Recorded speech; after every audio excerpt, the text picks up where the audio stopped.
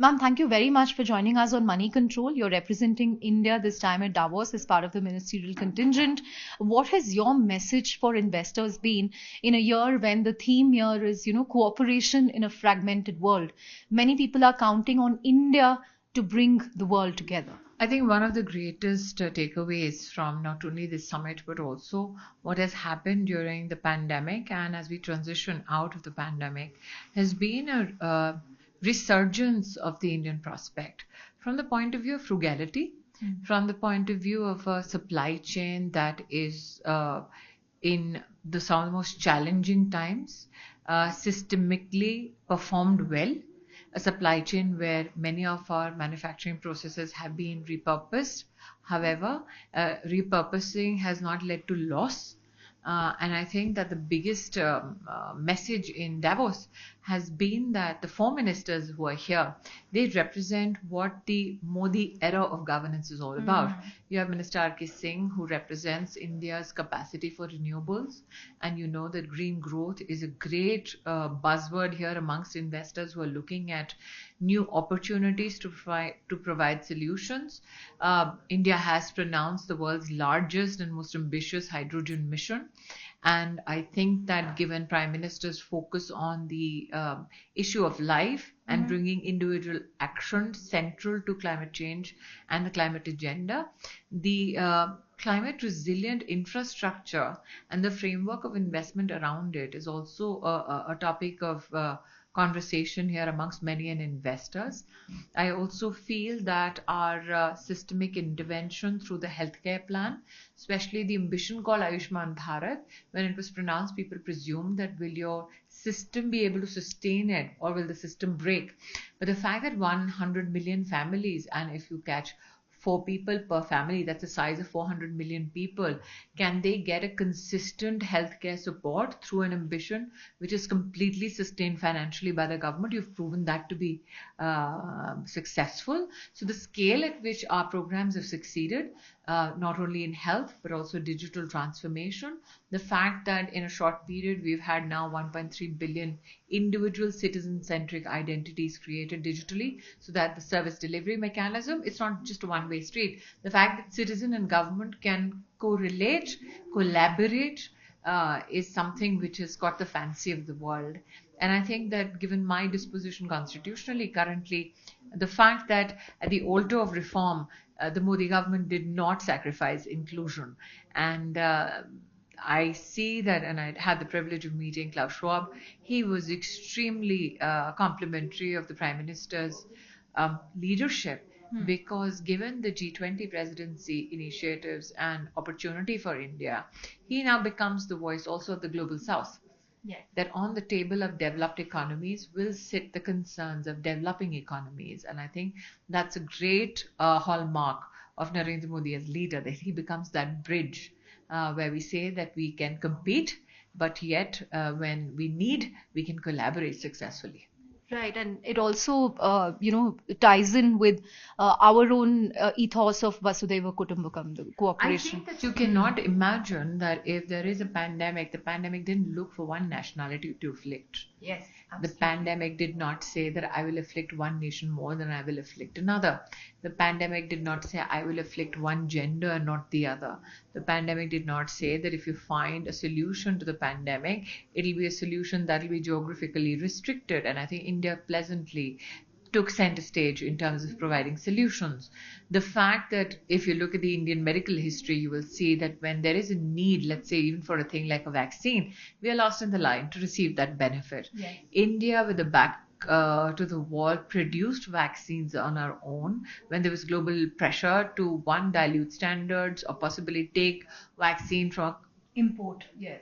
take it from a designated supply chain, which geopolitical implications, India did not buckle. I also feel that apart from ensuring that there's a doorstep delivery of food systems to 800 million people, that itself became something for the world to emulate and reflect upon, because it means that consistently for 2.5 years you have a delivery mechanism that bridgetally works, fidgetily works. So I think that all in all, when I go back with a lot of hope because the investors now understand that if we don't invest, India will get it done anyways. Everybody is calling it the global bright spot in an increasingly precarious economy. So I guess that's a good place to I be think in. what has stood us in good stead is also the Prime Minister's insistence during the pandemic not to profit from that misery. Yes. Yes. The fact that we had nations dialing in to India and asking for pharmacological solutions. And I mean, as an Indian, if you walk out today and visit your local pharmacy and you ask for erythromycin, your pharmacist will say, Hanji, ye raha, doctors ki prescription pe. You had countries running out of even things like erythromycin and calling the health minister of India and saying, can you please lend us some? And that is the time when the Prime Minister showed a lot of empathy in his leadership for international communities. We supplied vaccines and pharmacy needs of 150 nations was fulfilled by us. So we have turned around, like I said, our manufacturing purposes to suit domestic needs, but we've also benefited the international community. Now, there have been conversations where people have said protectionist regimes now are being more than visible in many economies. But in one of the deliberations, I said that if you're scared of localization, we proudly say make in India. And why do we say so? Because it depends on the geography in which you localize. And in India, if you localize, you internationalize the benefit. Right.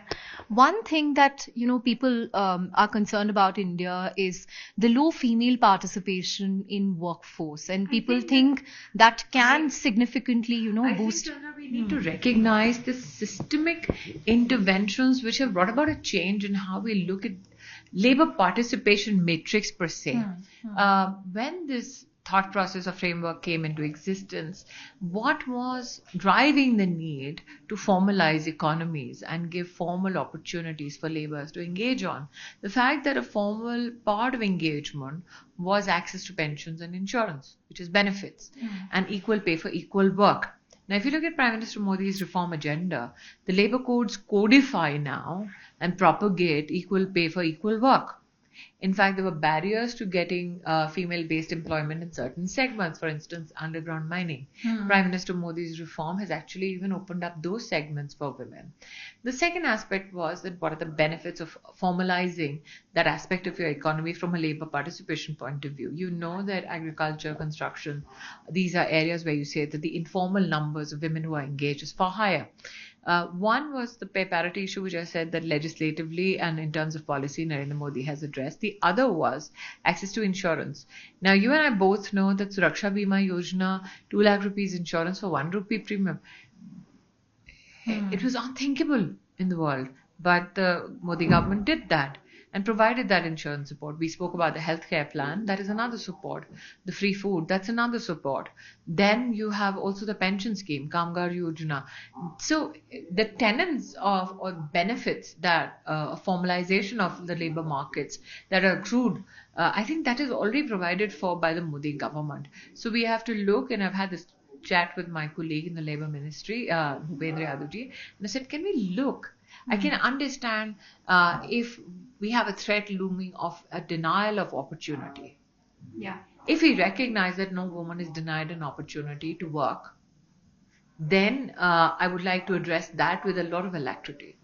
And I think that more and more corporates need to come to an understanding that while the government is responsible for framing the legislative maryada of engagement, it is the corporate sector that needs to measure up and now deploy that legislative right of our citizens. When we say that Modi has given 26 weeks of maternity leave. Absolutely. And on whom is it, and how do you, on whom is it incumbent to deploy that benefit to female employees in the company? And I think that is a participation, or that is the contribution of India Inc. that we've been speaking of, and we've been receiving support for it. Great. On that note, thank you very much, ma'am, for talking to Moneycontrol. An absolute pleasure meeting you at Davos. Thank you.